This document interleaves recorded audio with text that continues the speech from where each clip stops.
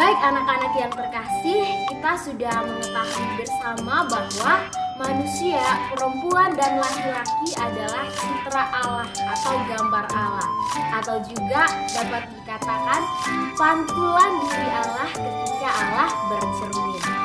Oke anak-anak sekalian, sekarang Bu Dewi mengajak anak-anak untuk melihat bagaimana sih ciri fisik perempuan dan laki-laki yang merupakan citra Allah tadi. Oke, yang pertama kita akan melihat ciri fisik laki-laki. Contoh ciri fisik laki-laki atau yang paling menonjol dari laki-laki, yang pertama adalah berotot. Biasanya laki-laki lebih jantan atau lebih perkasa dari seorang perempuan. Lalu yang kedua, ketika mengawali masa pubertas, seorang laki-laki akan mengalami yang namanya mimpi basah. Lalu yang ketiga, laki-laki memiliki jakun. Ketika anak-anak laki-laki mengawali masa pubertas mereka, setelah mengalami mimpi basah dan beranjak dewasa, seorang anak laki-laki akan memiliki jakun. Jakun itu letaknya di mana? Jakun itu letaknya di dekat tenggorokan. Jadi dalam istilah orang-orang menyebutnya Adam's apple atau apel Adam ya. Baik anak-anak yang terkasih, itulah sekilas ciri fisik laki-laki yang paling menonjol yang membedakan dia dari seorang perempuan. Lalu berikutnya kita melihat bagaimana ciri fisik perempuan sebagai citra Allah itu. Oke, yang pertama, kulit perempuan lebih halus dari laki-laki. Nah, yang berikutnya adalah perempuan mengalami menstruasi untuk mengawali masa pubertasnya. Kalau laki-laki tadi mengalami mimpi basah, sedangkan perempuan mengalami yang namanya menstruasi atau peluruhan dinding rahim yang berupa cairan atau darah yang keluar melalui vagina. Baik anak-anak, berikutnya perempuan bisa mengandung seorang anak. Nah, makanya kita dikandung oleh seorang ibu, bukan dikandung oleh seorang ayah. Nah, berikutnya adalah seorang perempuan bisa melahirkan anak dan seorang perempuan bisa menyusui anak. Itulah beberapa hal yang kira-kira paling menonjol yang membedakan antara perempuan dan laki-laki sebagai citra Allah tadi atau sebagai pantulan diri Allah di dalam cermin. Baik anak-anak yang terkasih, sekarang Bu Dewi mengajak anak-anak sekalian untuk melihat makna manusia sebagai citra Allah. Kira-kira ada 3 poin penting makna dari manusia sebagai citra Allah. Yang pertama, manusia sebagai citra Allah berarti manusia mirip atau serupa dengan Allah.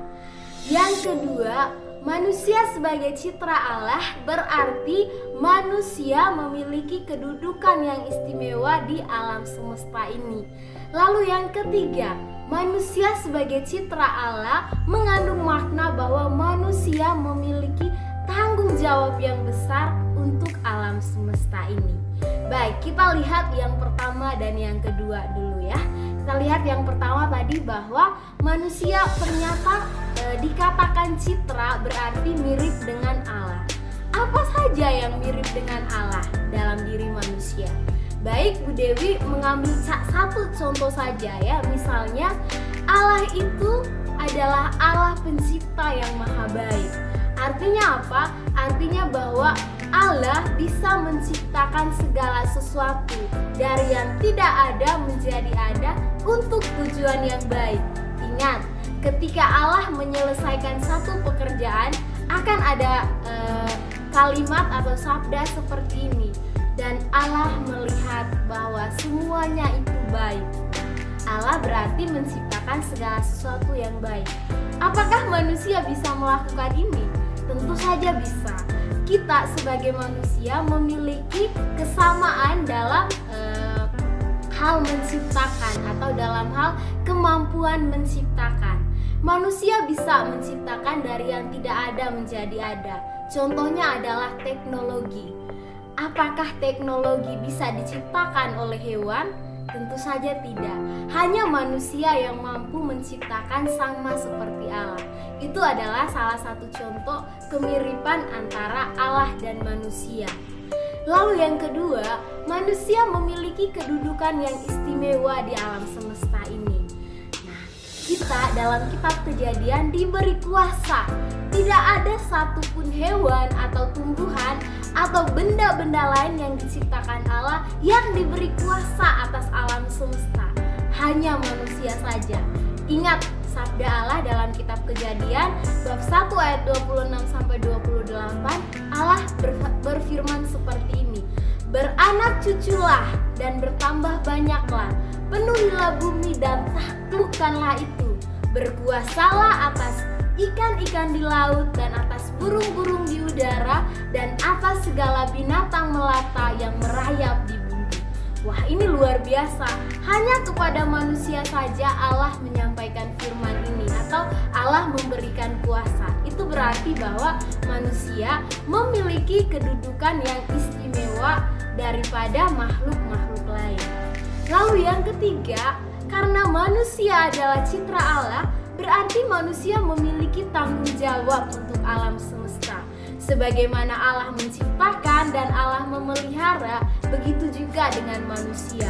Manusia memiliki tanggung jawab terhadap alam yang diciptakan oleh Tuhan. Nah, itulah ketiga makna manusia sebagai citra Allah. Yang pertama tadi, manusia mirip atau serupa dengan Allah. Yang kedua, manusia memiliki kedudukan yang istimewa di alam semesta. Dan yang berikutnya adalah manusia memiliki tanggung jawab terhadap alam semesta sama seperti Allah. Baik, sekarang mari kita melihat apa tugas manusia sebagai citra Allah. Nah, tugas manusia sebagai citra Allah sebagaimana yang dikatakan Allah dalam kitab Kejadian. Dalam kitab Kejadian, Allah menyerahkan Taman Eden kepada manusia, perempuan dan laki-laki atau Adam dan Hawa untuk mengusahakan taman tersebut. Nah, anak-anak yang terkasih, tugas manusia kurang lebih ada dua untuk alam semesta ini. Nah, sebagai citra Allah, yang pertama-tama tugas kita adalah menjaga dan melestarikan alam agar tetap dalam keadaan semula, yaitu apa anak-anak? Baik. Allah menciptakan segala sesuatu itu baik adanya. Maka kita sebagai citra Allah sudah sepatutnya mempertahankan keadaan alam yang baik itu.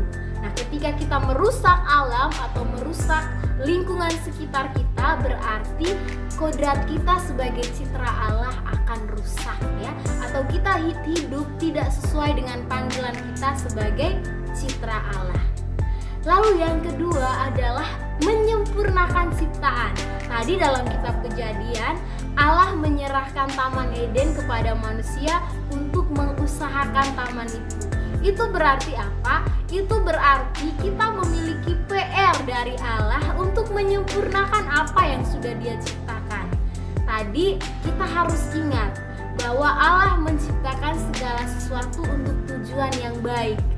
Nah, berarti kita manusia memiliki tugas apa? Memiliki tugas untuk menyempurnakan apa yang Tuhan ciptakan atau menciptakan hal-hal baru untuk kebaikan.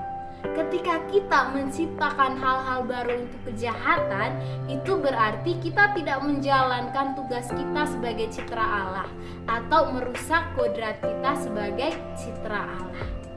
Nah, tugas kita tadi ada dua ya anak-anak. Yang pertama adalah merawat alam ciptaan Tuhan, dan yang kedua adalah menyempurnakan alam ciptaan Tuhan sebagai bentuk tanggung jawab kita terhadap Taman Eden yang sudah Allah sediakan bagi kita untuk diusahakan.